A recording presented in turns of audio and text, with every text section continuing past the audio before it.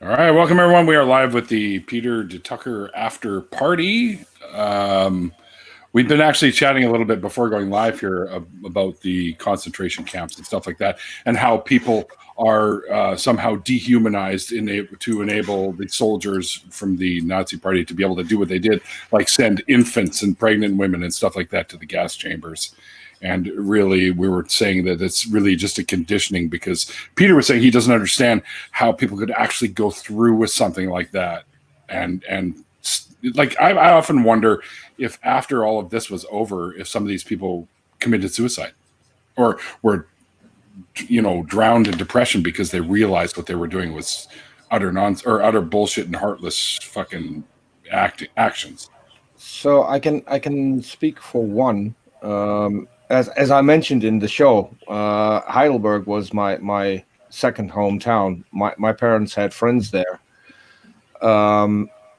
Those friends were servants at a restaurant that also had a campsite, and so that's where they met. When the campsite closed and the restaurant closed, they went back to Heidelberg and visited the people at their homes, and so met their families, their husbands. And I know at least of one that I got to talk to. He died when I was, I think, 12 or 13, and he was on the Russian front, but he was made to clean up one of the camps, and he would decades later still break down when that was mentioned. So there's a famous quote from Faulty Towers: "Don't mention the war." That was actually what we needed to do when we were there. We didn't mention the war because he would have a mental breakdown because of what he saw.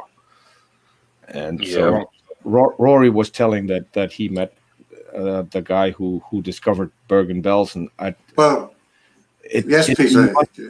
It must be horrific to have that in your mind, to see what people are capable of. Yes, he was my ex-headmaster, actually, and I think he was on some reconnaissance mission with the British Army when he came across it, and he thought he'd come across a lunatic asylum with all these people just walking around a bit like zombies and things, but he never actually talked about it until shortly before his death.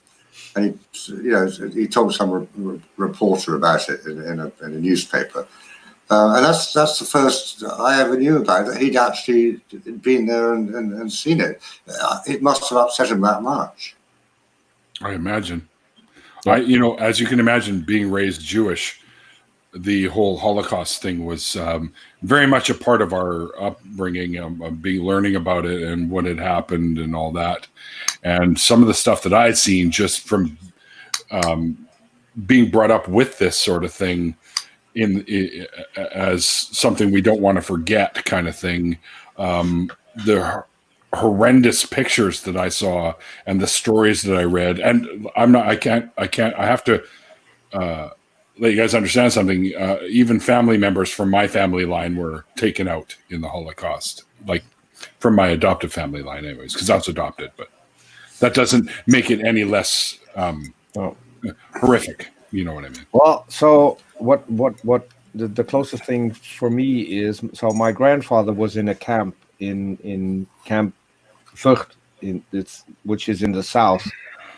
That was where they gathered people. They would then be transported to a camp a little bit to the north of where I live now, and that's when they would be deported to Germany to be exterminated. And so he was about to be transported, and because the camp was in the south, which is where the Allied forces landed in France, so they came into the southern part of the country. So that's where he got liberated just in time. And I do remember my mother telling that she never had nightmares, but when she had, all she had had was the sound of the Germans with their boots coming up the stairs to get her father. So, Peter, when you say the South, do you mean Southern Holland? sorry? When you say the South, do you mean Yes. Southern Holland? Yes. There were camps in Southern Holland. Yes, we had two camps. We had Vught, and I keep forgetting the other one, which was, as I said, a little bit north from where I live. I didn't know that. Yeah, there were camps all throughout. There were camps all throughout Europe. There were distribution camps. Some people would go off to industry and be worked as slaves to death. Others would go to places like Bergenbau and all the rest of them, just to be killed straight away.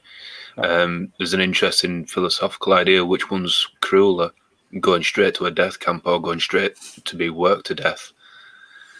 And it's an ethical question I don't want to answer. I wouldn't want to either. Both of them are horrific, regardless. And a lot of people, including my grandfather, and this is probably why he survived. He was strong enough. He was first put to work in one of the factories, Krupp factories, which is fairly close to the southern Dutch border, and then he was transferred back to be sent to one of the extermination camps when he couldn't work anymore. So when he arrived back, he was pretty much like you see in the pictures, how people were in the camps, pretty much just a skeleton with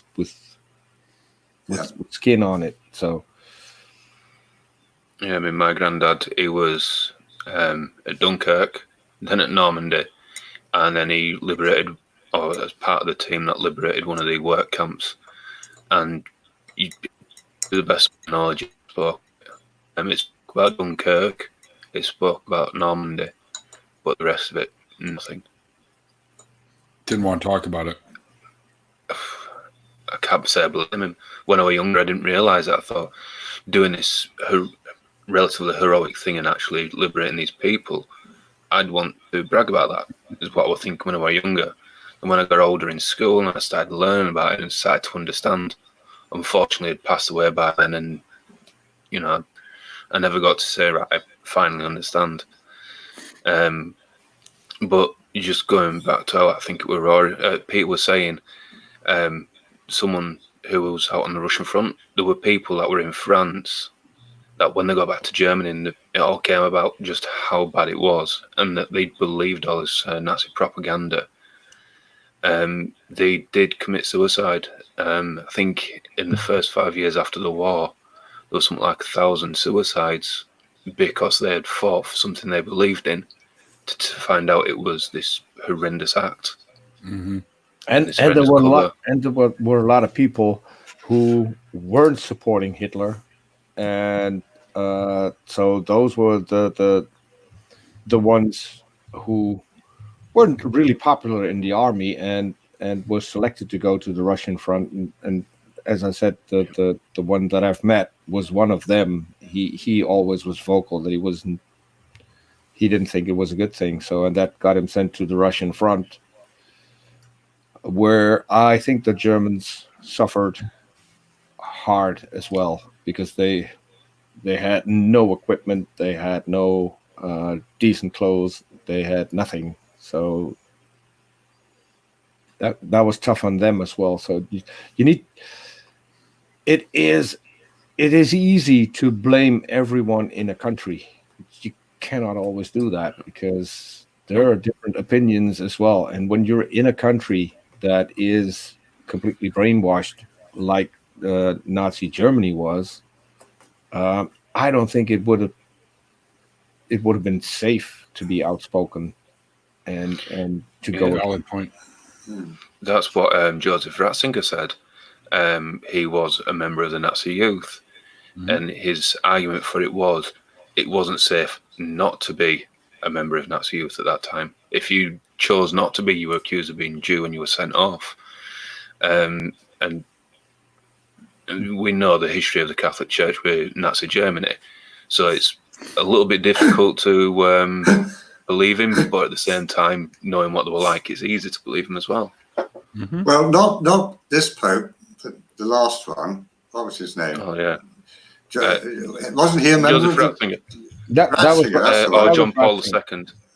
II. Ratzinger, yeah, he was Ratzinger. the Nazi youth. Yeah, He was in the Hitler Youth. Yeah. yes, he was. Yeah. But his argument for that was it wasn't safe not to be. So it's which do you believe? Well, you could sort of understand that, Pine State, but we had celebrated, well, as you know, VE Day last week in this country, and I saw a tweet from a chap that was in my old regiment, and his two grandfathers fought in World War II. One for the Honourable Artillery Company as a British soldier, and the other one as a Czechoslovakian who was forced to fight for the Wehrmacht. But he deserted and actually joined the resistance and fought against the Nazis. Excellent. So, you know, he made that decision, and obviously his grandson is quite proud of that one. I would gather, yeah, for sure, yeah. Although, just quickly, slightly off subject, because we weren't able to celebrate VE Day properly this year, which was last weekend. In September, it's obviously VJ Day, and there's a lot of people hoping if it's lockdown's finally finished, everyone getting together and doing it then, which I think is a brilliant idea. Yeah, me too. But you have to remember, guys, the second wave of a viral infection is always worse than the first. Mm-hmm.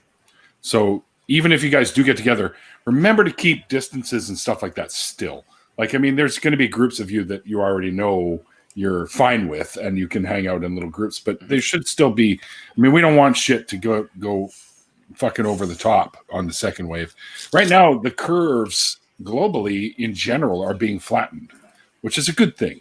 But the second wave can, I mean, they just lifted a little bit of the restrictions here in BC for this long weekend that we have here, which is BC Day. But and we see little groups of people in parks and stuff, but they're all keeping their distance from another, you know, and stuff like that. So we're trying our best to maintain the social distancing, yet still be, and they encourage us to go outside because it's actually, you're less likely to catch something if you're outside. So, and you keep your distance in a group.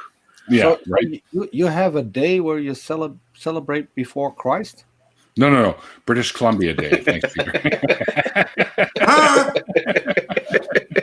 How did I know that you were going to ask something? Good one, Peter. Good one. I didn't know that. Yeah. Well, the formation of the province happened mid-May or something back like 150 years ago or 154 years ago or something like that. So. Yeah, the British were very good to them and let them have their own day. Yeah, but I want to know how they got together with the Colombians to make this province. Well, Coke's amazing. Yeah. All right, valid point.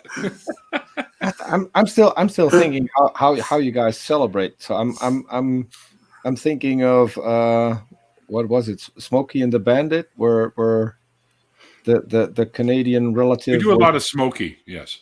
No, but the Canadian relative was asked to help catch the bandit when in all these guys in red suits and Canadian police cars. You mean Mounties? Yes, singing some kind of opera thing.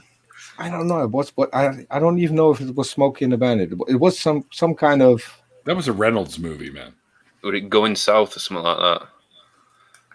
Or Due North or whatever, or Due South. I TV don't remember. program. What I do remember is all kinds of police cars coming to get. Was it? No, it wasn't. Wasn't the Blues Brothers either? I don't know. It was a movie in which a lot of cop cars got demolished. That's the part. Well, Blues Brothers held the record for the most cars destroyed in one scene. Yep, it was like 220 or something. The mall chase, the cop car spinning on the roof and shit like that. And how about the original Gone in 60 Seconds? That had a sequel that was famous. That was a good movie. Yeah. The sequel to Gone in 60 Seconds. No. Well, the original. So the original Gone in 60 Seconds was done by a guy who both had a car dealership, a wrecking yard, and a movie company. Yeah. So he sold all the cars to the movie company, then wrecked all of them and brought them to his wrecking yard. So the first Gone in 60 Seconds movie was done with a 1973 Mustang, which I know because I own exactly the same one. Cool. You can go online and what was his name? I think H.B. Halicki, executive producer, director, writer of the script, provider of the cars. They wrecked a ton of cars in those movies, and there were three: Gone in 60 Seconds, and he had a sequel, and then there was a third movie, and it was just wrecking as many cars as possible in different scenes. But this is the one made in 1974, correct? Yes, because it had 1973 Mustang, which was new while they were filming, which wasn't a 1973 because it was a converted 1972 or 71, I think. But they made it. I'm joking here a little bit, but surely the sequel would have been a 1987 Mustang called Gone in 30 Seconds. I don't. Yeah. No. They famously had a Canadian car in there as well, a Bricklin. Canada makes cars. Oh, Bricklin, yeah. The Bricklin. Yeah. A Gullwing sports car. Yep, it was terrible. Yeah, it was terrible. It was heavy as shit. That's just as surprising as Ireland made a car. Oh, I see. The 73 Mustang. That was one of the fastbacks, right? One of the Machs, one of the original Machs. Right? Yeah, Mach 1. Right. The Mach 2 was a joke. It looked like a Pinto. So, Mach 2 didn't exist, Neil. well, they called it Mach 2. It was a Mustang 2 Mach 1. Oh, okay. Well, it looked like a Pinto. See? Wow, whatever. Don't start me on Mustangs because hey, I drive a Ford today, dude. So there's a Canadian Mustang as well. It's called the Stallion, which is actually a really cool Mustang. Yeah. It was just renamed. The Canadians often put their own brands name. No. This was a special model. Was done by I think a Canadian dealer. Oh, who did some things to the car as well, and had a it's weird because it looks like a Ferrari horse, and then it was called the Stallion, but these cars are worth a lot of money these days. Yeah. Oh yeah. If you can find them.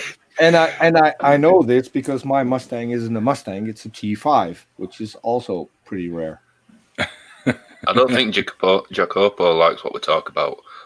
I know, I've seen that too. First baseball, now cars. When were we talking about baseball? I don't remember that. Saturday. Oh, Red Venture got from money. Oh, right. Yeah, that's okay. We talk about all kinds of things, man. You're not gonna like everything we talk about. Let's talk about strippers. Everyone likes strippers. I see Honda. Yeah, Chippendales are interesting. Yeah, Honda for me. Yeah, in Glass Monster. That was Jesus' car, wasn't it? A Honda. Yeah. Jesus came down on his own accord, or we renewed the holy Honda. Yeah, of his own accord. That is funny. So, oh shit. well, so I've recently I heard that Jesus went down on a camel, which I didn't know. I thought bestiality were illegal in the Bible. Yeah. So So they say. Jim Majors had a debate, and during that debate, the Christian apologist twice said how Jesus rode into Jerusalem on a camel, and the second time she said when Jesus went down on the camel.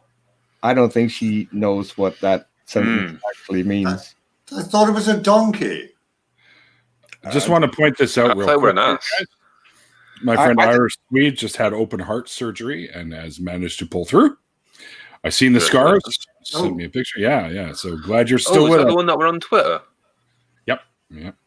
Get out. Yeah. Glad you were able to make it through that, and you're with us now here chatting in the chat. Yeah. So open heart surgery is yeah. I don't envy you. Let's put it that way. I had a very good friend of mine who's passed away since, but went through that whole thing. He ended up with liver cancer. Go figure that one out. And Richard Madsen, Richard, in the side chat, not a camel, 2 or 1 asses. I'll take 2. Oh, well, you mean the donkeys, right? The donkeys, yeah. 2 or 1. Never mind. Which would make it 3 if we could include the one Jesus had himself, I think. Here. Toast to science, absolutely. Which is why you're still with us. Yeah. Medical science. Just imagine if he had put faith in the Bible for that shit. Right, sprinkling holy water on the chest. It's like... Doesn't the Bible speak of the emissions of camels? No, it wasn't. It's not camels. It's horses, I think. Oh, that's horses. The horses that they speak of. Why? No, I don't want to talk about the emissions of horses. Thank you.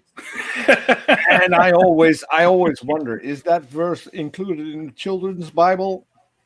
Because probably not. Trust me, Neil. I have enough horses going past my house every day, even in the lockdown, with far too many emissions. and the problem is, because there's less traffic, it doesn't take. Normally, it gets stuck in the car tires, and it gets kind of carried away somewhere. But no, it's just sitting there in the. Yeah, but the Bible does talk about other kind of emissions than I think the ones that you see lying in the road. Oh, I was thinking of anal emissions. Yeah, no. This was a woman dreaming of men who were hung like donkeys and had emissions. Oh, that kind of emission. Emission like a horse. Yes. Yeah. A friend of mine's kid got christened about 2 years ago, and I went, and as part of the christening, they give him a children's Bible, and I get sent a flick straight to Numbers 22:28. Which is the passage about the talking donkey, and it wasn't there. So I turned around to the priest and says, "Why is this passage not there?" He says, "Well, what child's going to believe that?"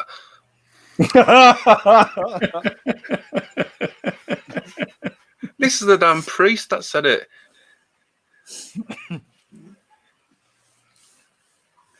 Oh well, there we, yeah. Wow. Although the passage that Peter mentioned earlier was. Good on you, Irish Swede. DL. Yeah. Still better odds than lottery, though. Yep. Thanks to science.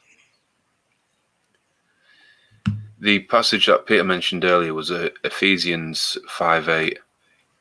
Yes. So. Yes. Don't ask me how I know that. Google? Twitter, actually. I've used it too many times. Yeah. Well, so Neil, I have to commend you on your questioning, and you're keeping the conversation going, because I had something planned and I completely forgot. There's a guy. I mean, I don't know if he. Oh, John. Oh, you've got a personal servant. That's great. Yeah. Oh no. Oh, it's yeah, John Belushi. John Travolta. Or John Belushi. Samurai delicatessen guy. Yeah, no, John whatever the fuck his name is. Travolta. John Travolta. Yeah. Vinnie Barbarino. Yeah. Vinnie Barbarino. That guy. Saturday Night Live, dude. Yeah. Saturday Night Live. you're Saturday Night Fever. What are you drinking? What's in that can? Saturday Night Live. It's just beer. Saturday Night Fever. Saturday Night Fever, yes. Yes. Believe me, I know all about Saturday Night Fever. My father purchased the album, the LP. Those are the black round things that they used to put on a player and put a needle on it and spin it. And he would run that shit every fucking Saturday morning. I'd be like, fuck you, old man. Just download it. And I would just load up some Black Sabbath and try and be louder than him. I have that very LP. Do you? Yeah. When I was a kid, I had Sesame Street fever. Sesame Street. See a doctor. Yeah, no kidding. It's the last time I go to that place. But anyways, no, I mean, it had like the C is for Cookie and I Love Trash and all the kids songs. It was just a knockoff. It had Grover on the cover doing the same thing as Travolta did in the movie pose with the floor and everything. And it was called Sesame Street Fever. Try and catch in on the craze. Of course, I got that as a birthday gift, and of course, I think I played it once. It was like Next and threw on like Zeppelin or something. Because by that time, I was already into much cooler music. So, yeah. See, and I came in late, but I cashed in on the whole disco stuff. I did too. By being a DJ. So. Oh yeah, that was one of the idiot 13-year-old kids at everyone's bar mitzvah dancing to the Bee Gees and shit like that. Yeah. So, yeah. Well, of course, we have the vinyl revival nowadays, don't we? We've had it going on for 10 years or so. Shit, dude. Which is quite a few. Yeah, which I think is great. And suddenly you see in advertisements and things, people playing records again. Excellent. Yeah, I mean, the first interaction with vinyls I remember was Brimful of Asher by Corner Shop. And in the video, they were just putting vinyls. And I always wondered how you put on multiple vinyls just to play one after the other. And they actually had a stacker deck there. And I saw one. And they've been sold in shops now for about... That's right. They've been sold for like, I think about £600. Ooh, and it's just a lump of plastic. Yep. 2,700, that's about... I think 2,700 LPs is about 1/10 of the collection my drummer has, but he builds his own record players. Okay, so he's one of those technical guys. That guy can do fucking everything. He's bizarre. He's what do they call a savant, we'll say. Because any instrument, even if he's never played it, he'll pick it up and start playing it like he's played it for years. Yeah, I know. Like he found his grandma's violin, which is one of the hardest instruments to learn, stringed instruments to learn. And he picked it up and he's fucking with his fingers with it like this, and he grabs the bow and he's like, and it sounded like crap for a couple seconds. Yeah! I'm like, holy shit, dude. I need to string these cats elsewhere. And he's like putting this thing over and he starts playing. And all of a sudden it starts coming through and I'm like, holy shit. He goes, yeah, it's pretty easy once you get it. It's been like 5 minutes. It's like there's young kids everywhere that have been learning violin for 10 years that are hating your ass right now. Because all of them is doing fucking Beethoven and shit. And I'm like, what the fuck? I tried to play the guitar for a year, but I don't have any feeling in my fingertips anymore. So. Oh, you can't. It's calling Tony Iommi. Yeah. Well, there's that too. Yeah, but he learned before that happened. Right. So, well, this is true. Yeah. I just want to. Go ahead. Go finish your thought. No. I just love the videos that you can get on YouTube, on Facebook, obviously YouTube as well, where you've got these kids playing instruments, and someone has taken the time to get these kids together individually, all their videos, and actually put them together so they're playing all together without actually doing it, and it's absolutely brilliant to do. I've not seen these. I didn't know this was a thing. Yeah, it's little kids. I mean, there's a little girl. She's from the Far East somewhere, I'm not entirely sure. And she's an amazing drummer. When she gets older and she gets into a band, it's definitely going to take off. There's another one that's a guitarist. They both do Metallica, Enter Sandman. And then there was another one that were a bassist and they were a singer that went up onto America's Got Talent like that. Actually destroyed it. and someone's put them all together and synced them all together, and it's brilliant. Cool. I just want these kids to get together, and yeah, definitely. I mean, once they figured this out that he's done this, I'm sure he had to go to each of them and ask for permission. Oh yeah, I'm sure. Yeah. So but yeah, that's cool. As far as I know, he put them together without them knowing, and says, "Here, this is what I've done."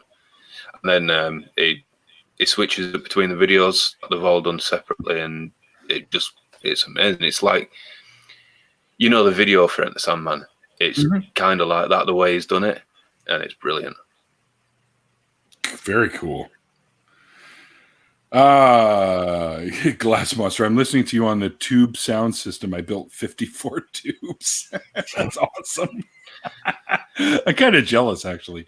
And Irish Sweet, maybe. Now that you mentioned that you had an ultra-religious upbringing and stuff like that in family, maybe it's time for you to come on the show and share your story with us. Of course, once you're fully recovered from your most recent ordeal. You don't do solid state? I was looking in the side chat. Jen with learned the Suzuki violin method.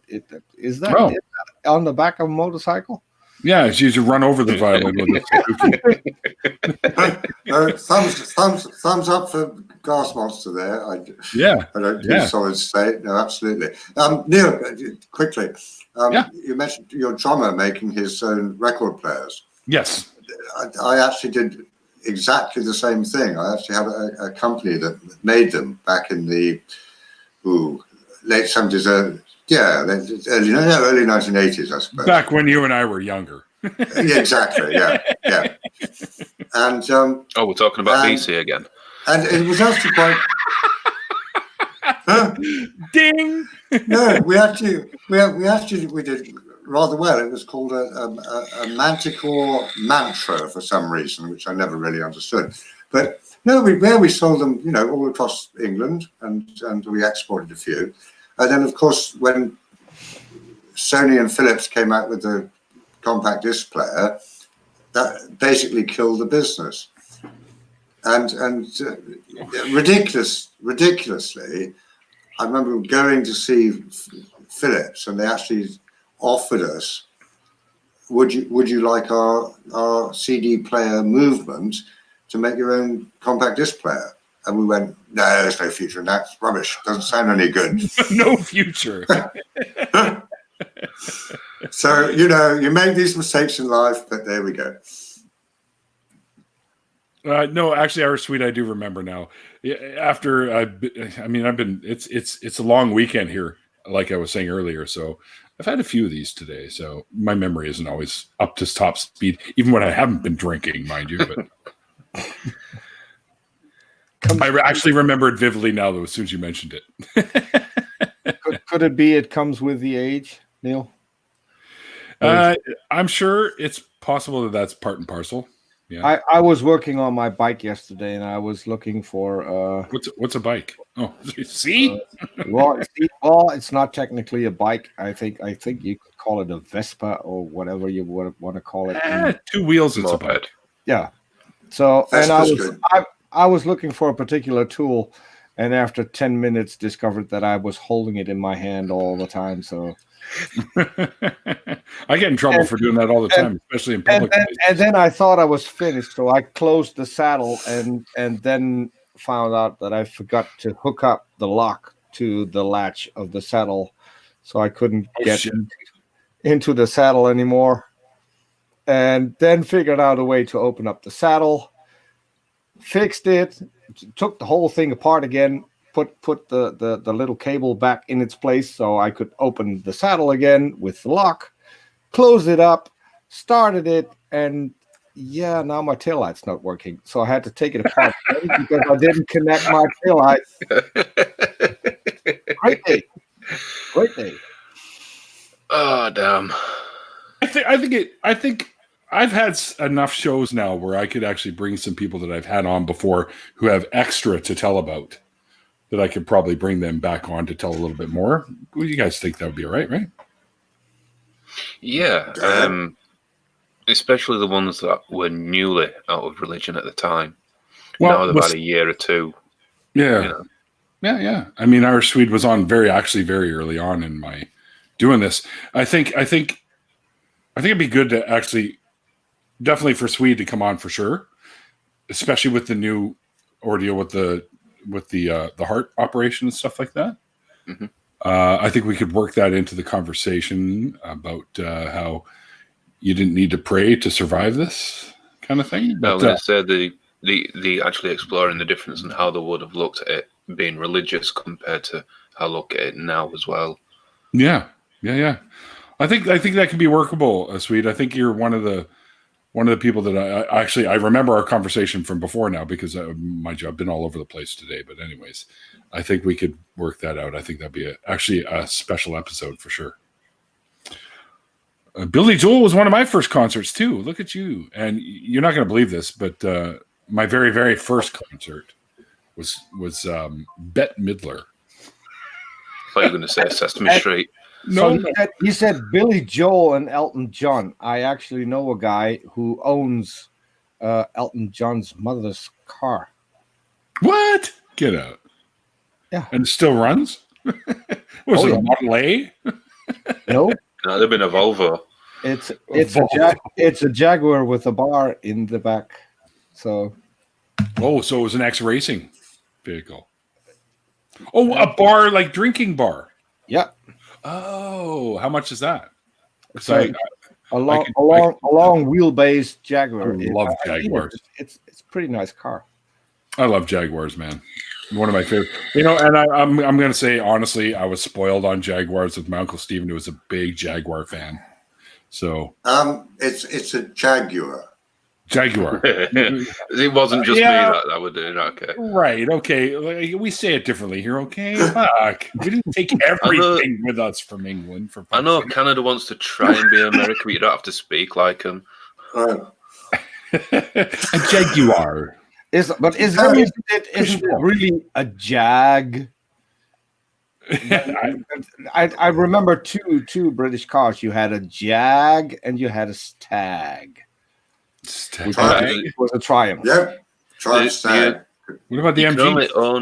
You can only own the Jaguar. And then later on, you had these long-haired guys who wanted a fast cars, and they drove a Kaze. Oh, or as other one would call it, a Ford Cosworth. Yeah. A car. Glassmaster, I appreciate the offer for a tube amp, but I have no use for one. I'm the vocalist. I don't need a tube amp. I go through the system we have plugged in. So, tube amps are good. Oh yeah, I know. My drummer loves them. He builds those things too. Not to witness, especially with electrostatic speakers. So Neil, I'm looking at the side chat. How many Canadian flags do I need to deface until I earn myself a wrench? You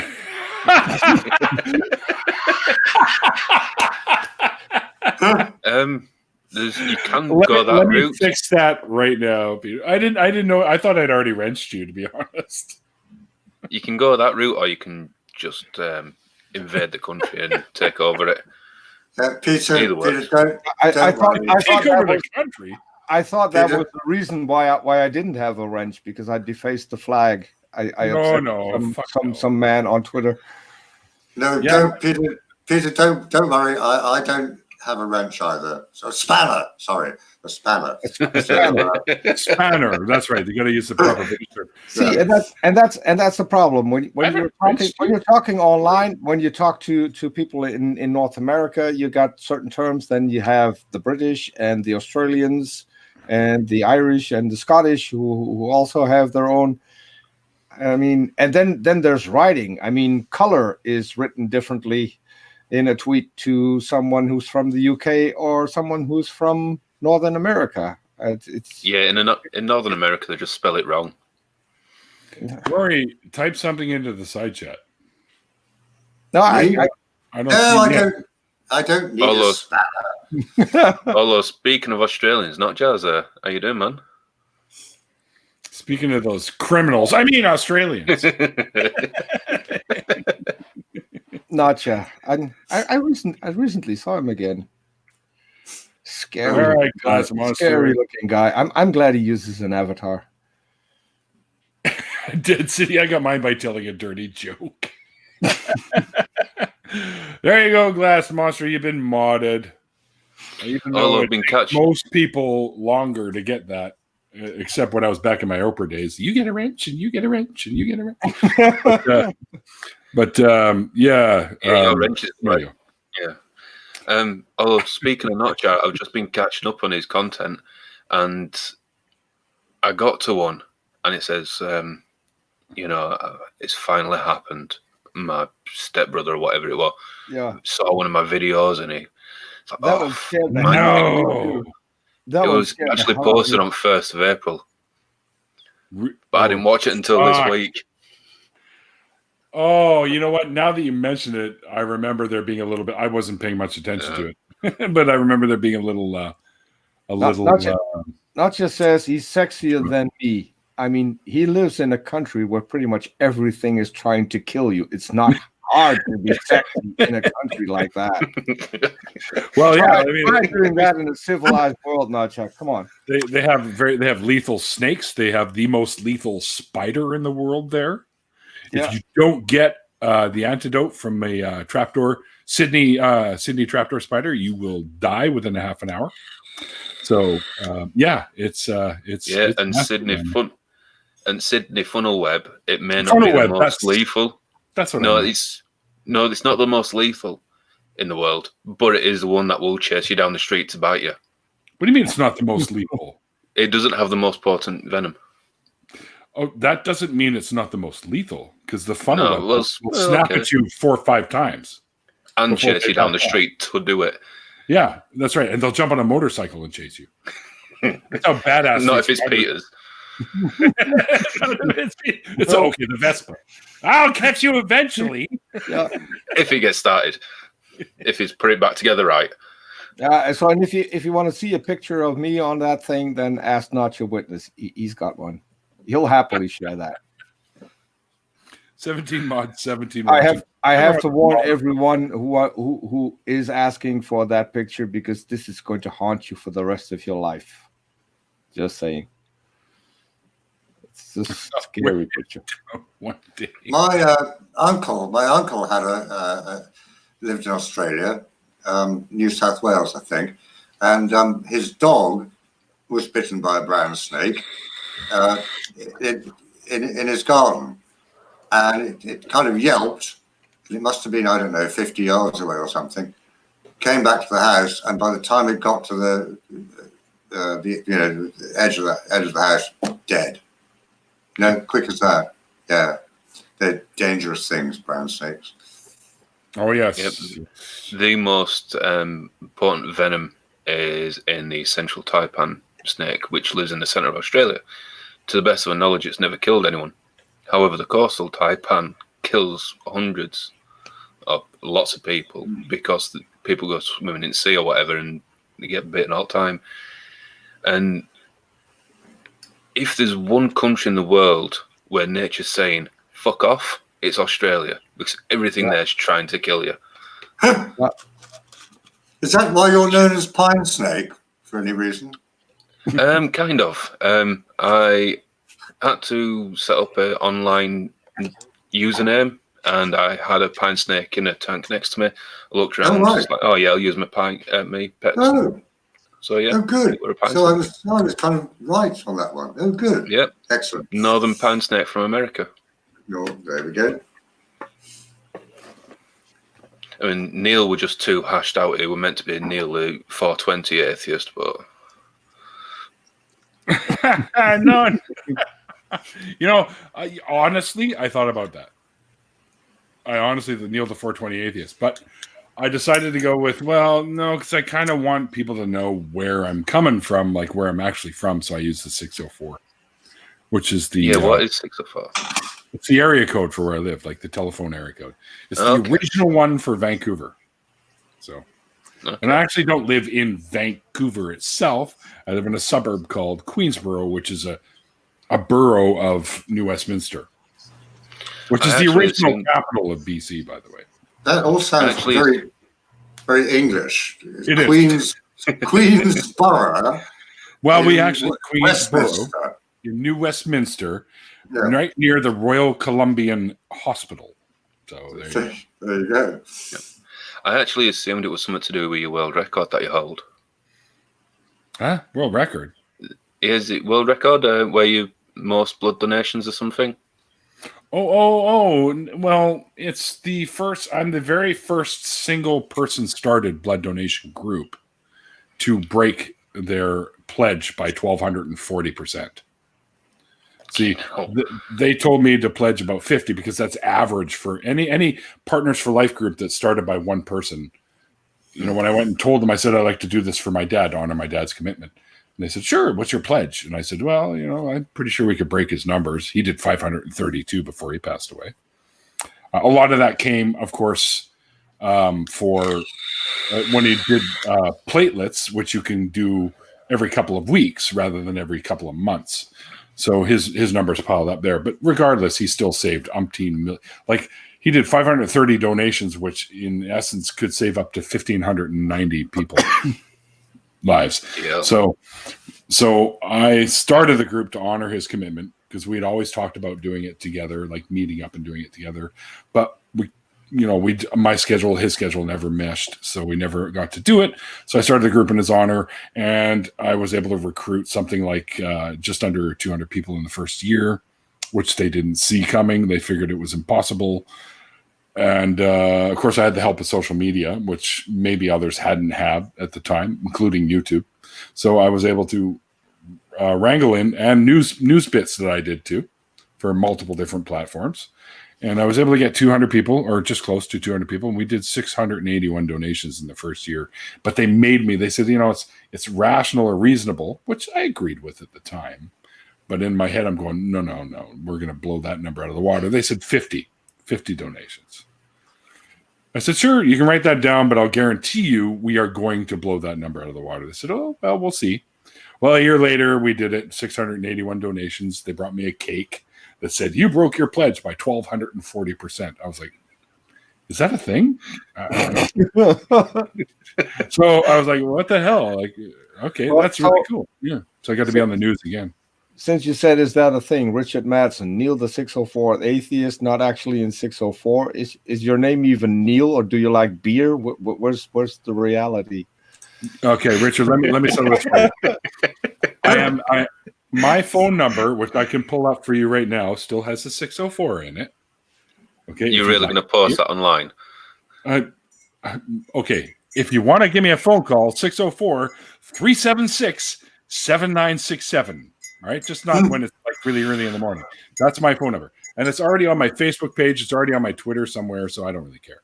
But anyways, and yes, I do like beer. That's why I'm drinking beer. It's not limp-wristed beer again, is it? It may not be up to speed as some others, but you see, I don't limit myself to certain kinds of beers. I like to experience all the different beers, and I can pick and choose which ones I like. I like certain pilsners, I like lagers, I like ales, I like stouts and porters. I like all kinds of different beers. If the beer tastes good to me, I'll drink it. I don't limit myself. It could be 4.5% all the way up to fucking 15%. I don't care. I like the 5.5 to 6% because that way I'm not fucking sitting here going, so anyway, you guys, so we're going to do this whole thing over again because I'm way too drunk right now. Like, 5.5 to 6% is quite a heavy alcoholic content beer in England. Well, that's about average here. That's only if you go to a bar. Yeah, I think 5%. Well, no, even hold on a minute. I'm going to have to excuse myself for a second and check something. Yeah, we do. Our ABV is based on metric system, just like yours, Rory. It's okay. When you come to the UK, I am going to have to get you some stout called Saxon Berserker. Oh, I'm down. I'm down. It's a stout that's 22.5%. Oh, I'm down.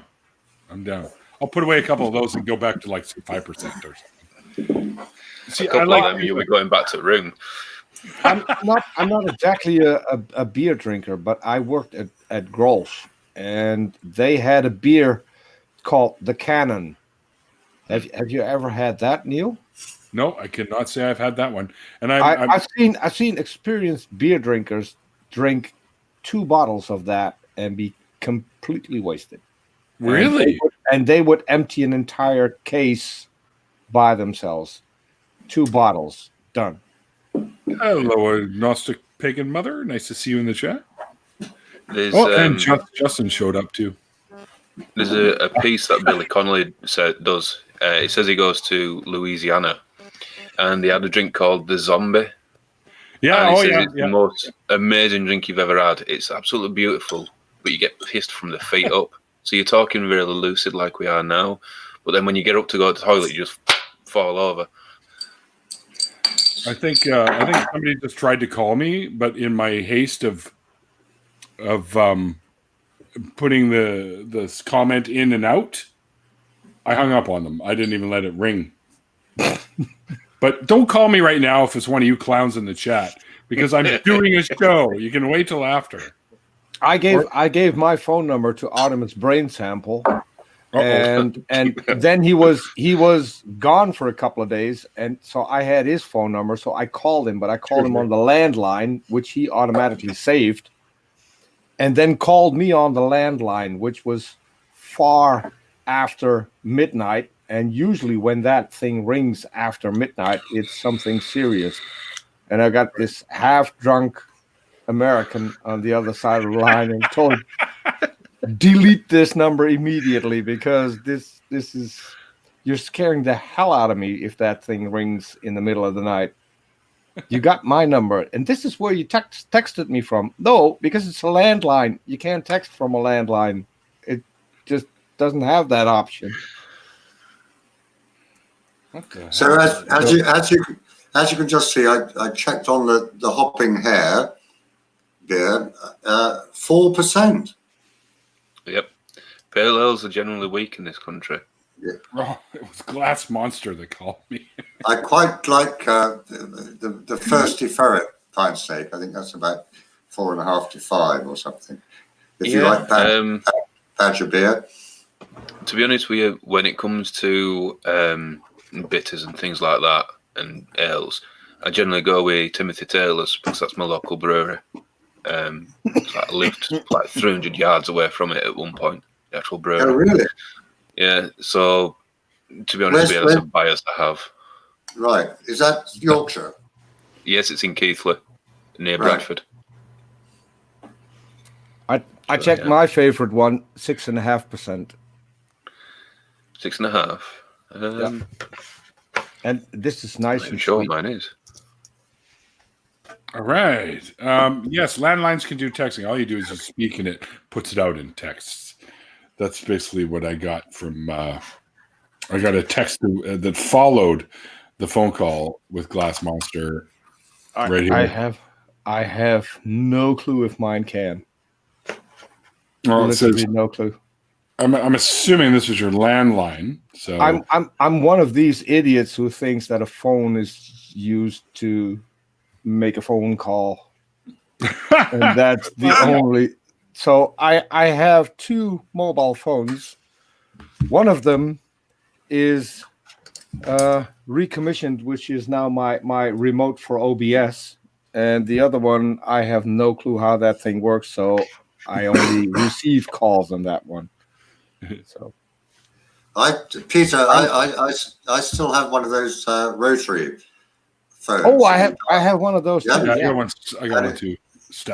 And one of the first one with where you could just press the number, which still rattles in the back. It doesn't have a tone system.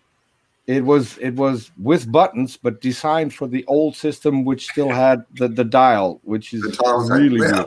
Mine still works. It is plugged in. Yeah, it still actually works. No, I'm answering his question here. Oh, sorry. No one ever uses it, but it has a lovely bell tone, that rings, because it's one of those old bells that properly rings rather than a buzzer. Occasionally, I do pick it up to answer the phone. It's like, let me transfer you. Sorry, Agnostic Pig and Mother, they don't charge us for the texting service here. Also, last month, $5 a month now or something. You get everything that it can do. Glass Monster will also get that stupid noise if he puts the phone next to the mic. Yep. Oh, yeah, it makes a horrible noise. So, no, I can't be doing that. That's why. If anyone remembers this song, somebody answer the phone. They'll know what I'm on about. You get feedback and loops and shit like that. It's fucked up. Well, going back to the original sort of mobile phones, when they started, the text thing was always for free because they thought, well, no one's ever going to use this. It's just something we can throw in.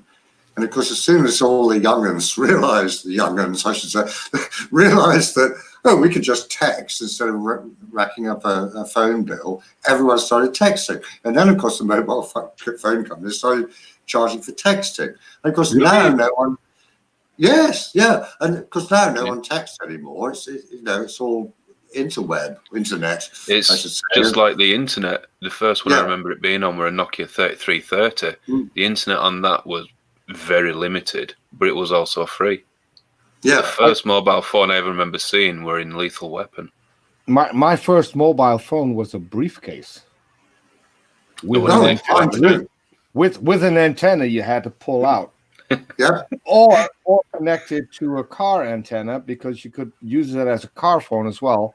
And the fun fact was these were decommissioned Belgian phones which still worked. So you bought the phone and you just could call no one could call you because you had no number, but you could make phone calls everywhere because they didn't disconnect them. And so they also weren't billed, which was great. Sounds like bliss to me. No one been able to contact me, but I can contact others.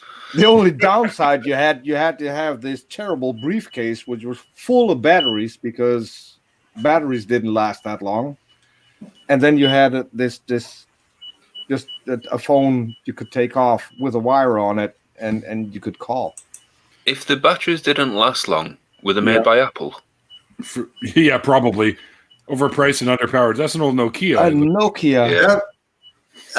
It still works. Of course it does. Of course it does. Yeah. Good. Yeah. Good phone. Yeah, they were. Hold on. You should see some of the ones I had way back when cell phones first came out. I remember going for coffee back in the, I want to say late 80s, mid 80s. We used to go for coffee, and this guy used to come in, and he'd bring his cell phone with him, but it was like a brick that he had to put on the fucking table, and then he had the phone. It's like the battery was this huge thing. And he was all like, yeah, I'm cool. And I'm like, yeah, okay, Fred Flintstone. You got to fucking carry that thing around like, holy shit. Like, it was huge. And, it was kind of funny. I do think the progression of mobile phones has been a detriment to society because now we have to actually go to the gym to get stronger rather than just using as phones. It's not a good idea.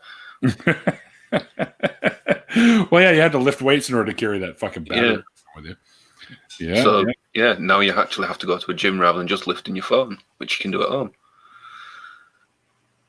I started off with a beeper, and then I had a car alarm with a beeper, which was fabulous because I would go to a shop and then take my dog, and then while I was in the shop with the remote, switch on the alarm. Then my beeper would go off, and then I would look at the beeper, which didn't have a display, and I said, "Oops, fire!"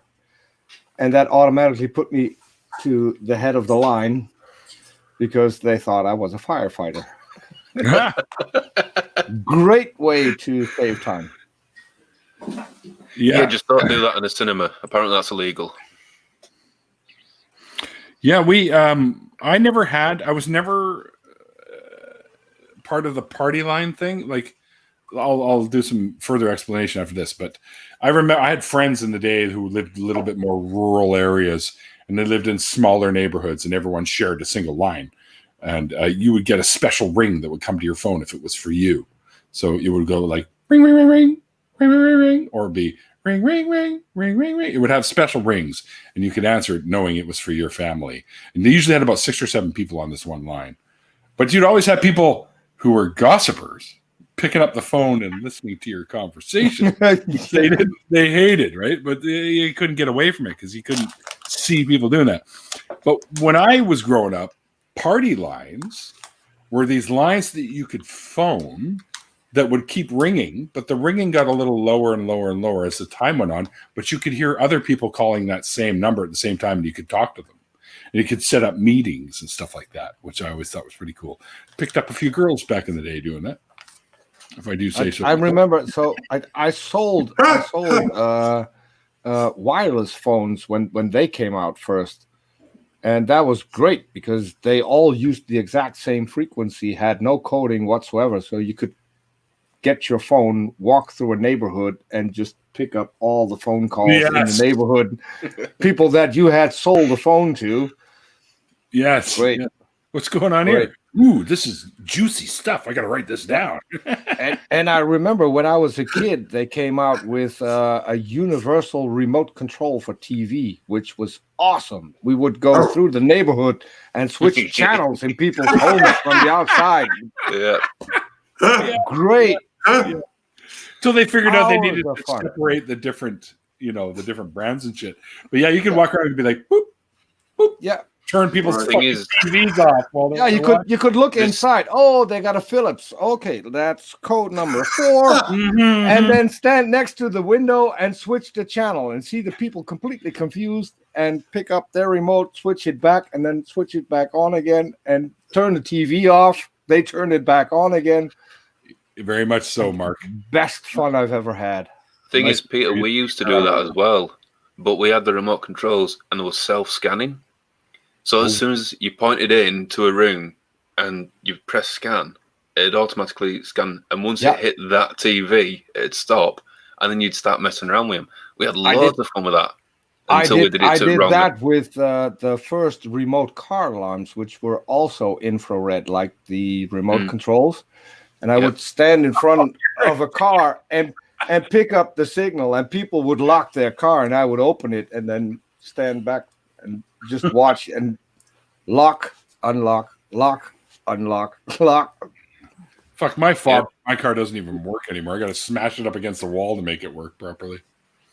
You are such bad boys. I can't believe this conversation. Oh, we were The terrible. thing is, I were a bad boy until I did it to the wrong house, and then we all got caught. And yeah, if there'd have been just that little bit more drunk, we might have ended up in hospital. And I've never been able to sit down since. Those were things that I started out with. When I grew up, you had these doorbells where you had to pull a lever. So we used to connect those to the door next door and crosswise, and then ring one. Then the person would come to the door, automatically ring the doorbell from the neighbor, go back in, and that went back and forth until they discovered that there was a tiny string attached to the door. Which, those are the best things. No one gets harmed except for Rory. Some people get a little bit annoyed. I mean, what's not to like? Another thing that I used to do is photocopy 100 guilder bill. Oh, I thought you were going to say you sat on the photocopy. Yeah, and put that under the wheel of my car, and then park the car in front of a bar or something that had an outside space where you could sit. And I said to the guy, if I fill this up within an hour, do I get my drinks for free? And he said, you're never going to fill that up. Within an hour, people would notice the $100 guilder bill underneath the wheel, and would wait until the person of the car came back to drive away. And so people would flock and sit and wait. And I had my drinks for free and then drove off, which was great. Yep. Where I used to drink, there were a complete arsehole. He'd bet people on arm wrestling, and no one could beat him. I says, okay, I'll bet you to a drinking game. It says, the rules are, we each have 3 drinks. You have 3 shots in shot glasses, and I have 3 pints. And I guarantee I will drink mine before you drink yours. The only rule is you're not allowed to touch each other's glass, and I get to drink the first pint, just down the first pint before you start the shots. Yeah, I know this one. It says, yeah, okay, well, what's the bet? I says, well, the loser pays for the round, and they pay for the other person's drinks all night. So down the first pint, and then put the glass over the top of one of his shots. He's not that. And that's the most pissed that night I have ever been. I am confident of it. Yeah, well, because they're like pissed off but astounded at the fuck, you got me. All right, you earned that shit kind of thing, right? Yeah. Ever did the joke where you hit the table with your knuckles? Yeah. Really hard, but instead you relax and just hit it with your fingers, and have people completely knock off their knuckles. Yeah. And of course in Holland with these bottles, you can let me see. I could still do this. Yeah. Knock off the top. Yeah, your knuckle hits the bar before you hit the top. Yeah. I've seen people break their fingers trying to do that. Yeah. Another good one is when you bet people, what is the greatest length? The height of a glass or the circumference of its opening at the top? And they always say the height. But then if you basic maths is pi r squared, and you know you're going to win that every time, especially with pint glasses in the UK. And I've earned a lot of money off that one as well. I wouldn't try that with a champagne glass. Yeah, probably not. Actually, it still works. If you go by where the volume of the liquid is, you're actually going to win again. A proper champagne flute. And you can't count the stem. Yeah. Right. Oh fuck. But that's just semantics, and I love semantics. Now I'm wondering, people who are going to watch this stream and going to email Neil afterwards how they got into trouble trying to do the things that we just discussed. All right, let me do a disclaimer right now. I don't condone doing any of these nasty tricks to people, but if you do, and it's a funny story, please let me know. Yeah. And if you do, and if you know it's going to be funny, make sure you have a camera. Yes, that's right. Yeah, well, I'll share that shit all day. Put it on YouTube. Well, that's another good thing about when we were young. There was no way you were going to get in trouble because idiots didn't have cameras on the phones to record you doing stupid shit. Yes, that's true. Yeah. Pine squid. Pine squid. I'm calling you that from now on. It's better than pawn snake. Right. Pawn snake? Here's one simple question. Have you, I'm sure you have, I'm sure you've drunk a yard of ale in your lifetime, if not more. Just a couple. Right. I've won most of them, but yeah. Yeah. Because well, I have as well. But I remember when I was in America, I went to this party. And I'm sorry. It was a party. I have actually been to a party in my life, Neil. Thank you very much. But they had this yard of ale in their house as a decoration, and no one had ever used it. I thought, for goodness sake, yeah, no, really, you know, it was just like, oh, this is something from England, you know, that they have. This is America that will throw ping pong balls into cups, but they won't drink a yard of ale. They won't drink a yard of ale. So anyway, so I said, hold on, you know, bring that down. You know, who's going to drink it? None of these so-called alpha male Americans would go nowhere near it. And I said, well, I'll do that, no problem at all. You know? And, Rory, you know, I don't want to bust your bubble. I bought this when I was 15. White Horse whiskey. It's never been open. The labels fell off. I'm just buying my ticket to Holland right now. In mind while you're there. I bought that for the equivalent of $4.50 US dollars. Wow. What's that? £3? Wow. Well, Peter, with all due respect, I'm not sure I'd down that one in one. It's going to be open, but on a special occasion, which I'm still waiting for. But like the Millennium. I bought it for, as a joke because back then, the night before we went on vacation, we used to go over to a neighbor to, as they say, empty a bottle. And back then, I had a friend who was in the army just across the border in Germany who could get the liquor tax-free, which is why this was so cheap. It's 4.5 liter. Oh, right. Mark made a comment about the yard drinking. He says the Australian Prime Minister had a world record for, but you guys are criminals, so you probably cheated. So I'm just kidding, Mark. I'm kidding. Sorry, I bought it just to walk in with this under my arm and say, well, we're here to empty a bottle. Well, Peter, that is epic. No, Peter, that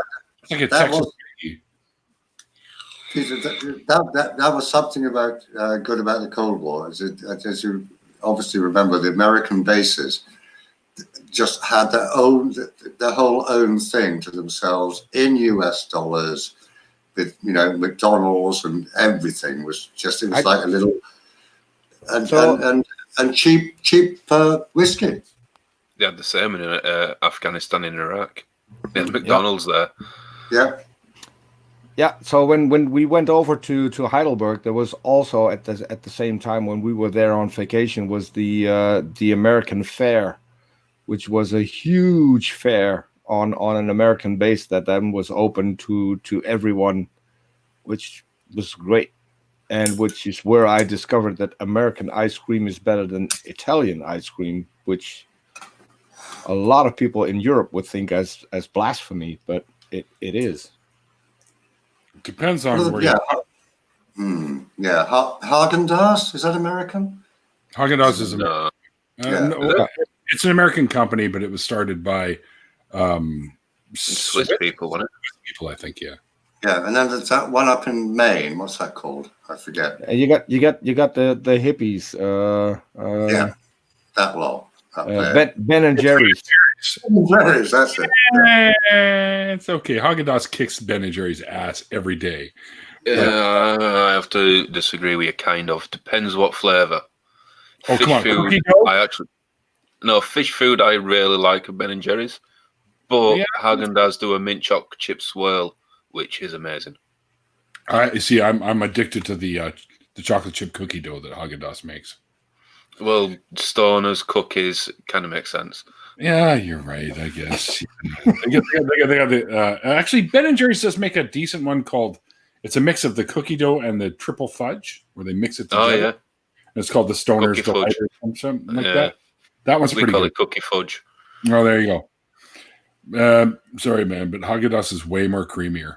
Like I don't know what it is, but we got places here called the Marble Slab, and there's another one where they actually scoop out this ultra rich, creamy ice cream onto a rock slab, and they roll it, and it's frozen slab, and they roll it, and then they can add stuff to it, and they keep rolling it up. And I swear, I ordered one of their chocolate peanut butter milkshakes, and I threw in like bits of Score bar, or in the U.S., I think you guys call it the Heath bar, where you get little bits of caramel and nuts, and you throw them in there, and you mix them all in there with some Smarties, or as you guys in the U.S. call them, M&Ms. You in England, you know about Smarties because yours are. Yeah, we have Smarties and M&Ms. And M&Ms. We have both too. Yeah, and you mix them in there and mix them all together, and then they put them into a cup and they blend it up, and they add actual real peanut butter, and they throw it in there and blend it all up, and it's literally a heart attack in a glass. So if there's one cup, if there's one cup, is it two women? Okay, that's enough for you.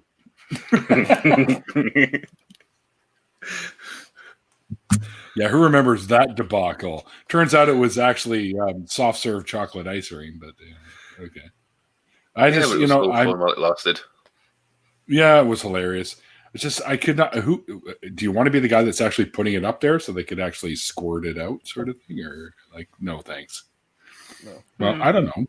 Is if that's your kink? No kink shame. No kink shame. Yeah. That's what I just said. Yeah, no kink shaming.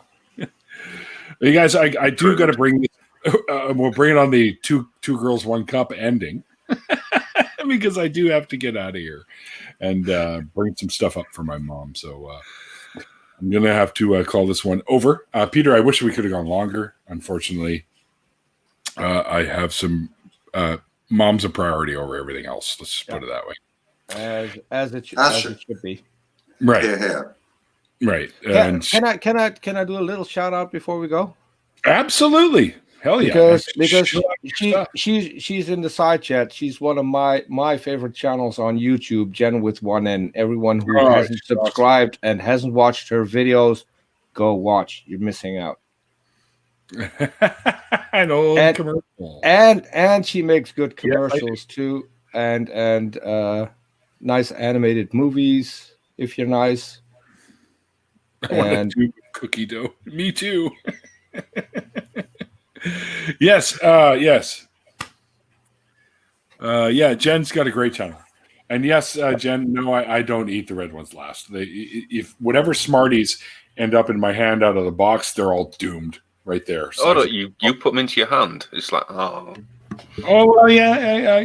I'm less civil than you, I guess. I'm one of them old hand-eating cavemen guys. I got part Neanderthal DNA in me. What can I tell you? See, and that's why Smarties are better, because they come in the tube. You can just empty the tube. Yeah, or we have the little square boxes here that say Smarties. Yeah, and we got the giant tubes, which are a lot of fun because and by the way, those can be instruments afterwards. The little boxes, as once you open it, you can blow through the other end, and it sounds like a kazoo. Crazy. But anyway, yeah. Well, I hope you guys enjoyed the conversation.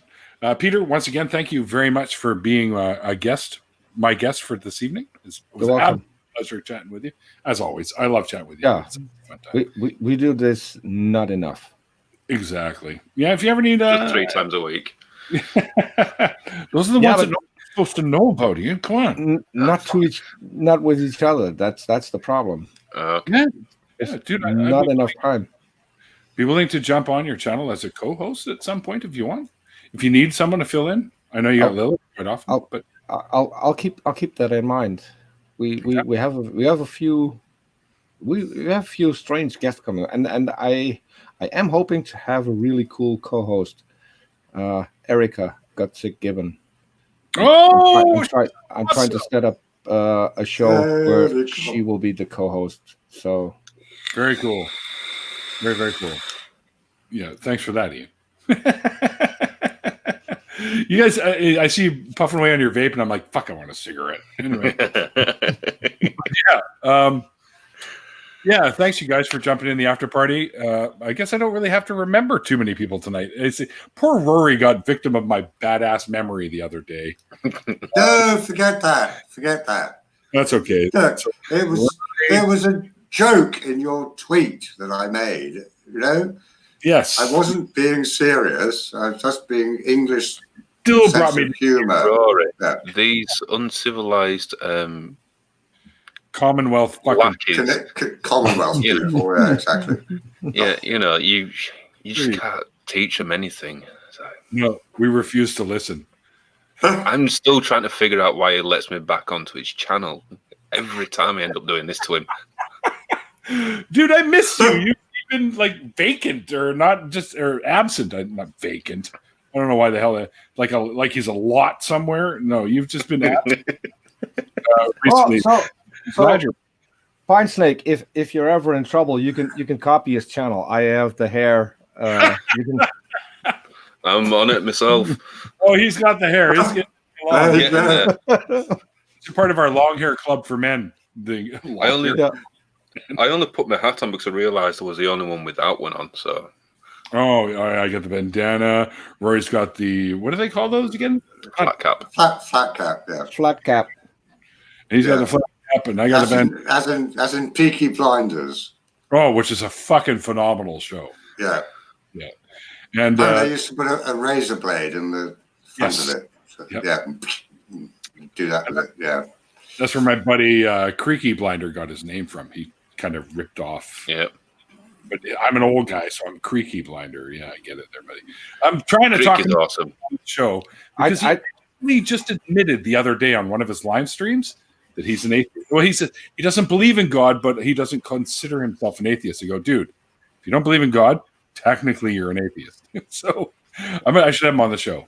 I'll try and get him on. Creaky is a bit more complicated than that because it was raised Catholic, but with various things that have happened in his life, which I personally won't go into details because it's his story.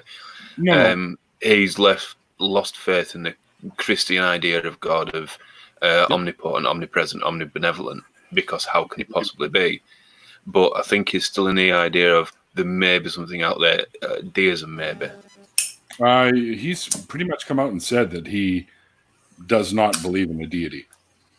Oh, he's finally come out. Okay, that's good. Yeah, he did that on a recent video, and then he did a follow-up, and he actually was chatting with me through his live stream. He's going, Neil, you know, and because him and I message back and forth very often. So he's good people, and I'm part Welsh, so I can. So, and he's Welsh. He's got a great accent. I was setting up an interview similar to like what you do for what I used to do before, and that's when we were talking about it because we were obviously atheist orientated. And he says, I'm not actually quite an atheist. And that's when he went to, but that was like 2 years ago, nearly 18 months. Yeah. So, yeah, it's good that he's growing. So when I watch his channel, I always have one problem. I want to shout Heidi High because he's got the same accent as Gladys. This is the joke that only the people in the UK will understand, I think. Yeah. Howdy ho. Exactly the same accent as Gladys has, and sometimes a bit of the mimicry as well. So when I watch his shows, it's all my mind wanders off, and I forgot her name, the one who played the maid. Oh, Sue Perkins. Sue Perkins, yeah. Yeah. He always reminds me. He always reminds me of the. I think it's a maintenance guy or something from British Empire, and I've got a feeling I'm the only one that watched that. So yeah. It's got the Chris. Is it Chris Barry who's Rimmer in Red Dwarf? He's the manager of some sort of a fitness club or something, and it's hijinks surrounding the running of this leisure centre, and they've got some sort of maintenance guy that's an engineer, a Welshman, who is also kind of stupid. And when Creaky plays that stupid part, when one of the conspiracy theorists says something stupid, it just really reminds me of it at that point. But I would suggest you look out for British Empire. I just realized that Doorknob Head has the exact same hair as Neil. The only difference is he has his hanging off of his chin. Yeah. We're in competition. These things descend with age, I'm afraid to say. My hair has just dropped from my head to my bollocks, basically. Not me. I still got a whole head. And don't keep worry. Your partners happy and shave. I've taken this fucking thing off many times to demonstrate that that's the case. But you've not turned around and shot us on the patch at the back. In the meantime, we're still keeping Neil from doing his mother a favor. I think we should all shut up. Yeah, absolutely right. Absolutely right. Neil, you're right. Thank you so much for having me on. If I could just say always a pleasure, Roy. Goodbyes. It's always an honor as well to be on here and to have a chat with your friends and everyone in chat, to be honest. So thank you very much. Well, it's good because, us all being quarantining or whatever. So, and I saw the best fucking quarantine joke today. Also, it's fucking hilarious. Let me say it just before we go. While you're finding that, I'll just say my bit. Sure. Stay the fuck on, people. At least for now. I mean, if they... All right, so the joke is, hard to believe we've been in quarantine for an entire Tool song.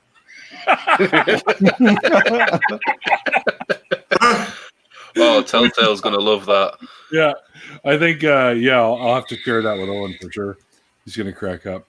All right, guys. Well, thanks for joining me today in the after party. It's always great to have you guys in here. We had a few good laughs. We had some more serious stuff that we talked about. Yeah, absolutely. But this kind of thing that we can't forget about, so that we don't. Well, I was going to say so we don't repeat it in the future, but it's being repeated constantly. I'm not going to go into that, but anyways, we all know about that anyways. But anyways, guys, we are still trying to do the social distancing thing and the pandemic that's going on. So remember, be safe and be well, and above all, be kind. And until next time, guys, like I always say at the end of my shows, whether it be the deconversion story or the after party, like the late great Christopher Hitchens once said, it's called faith because it's not knowledge. And we'll see you guys next time.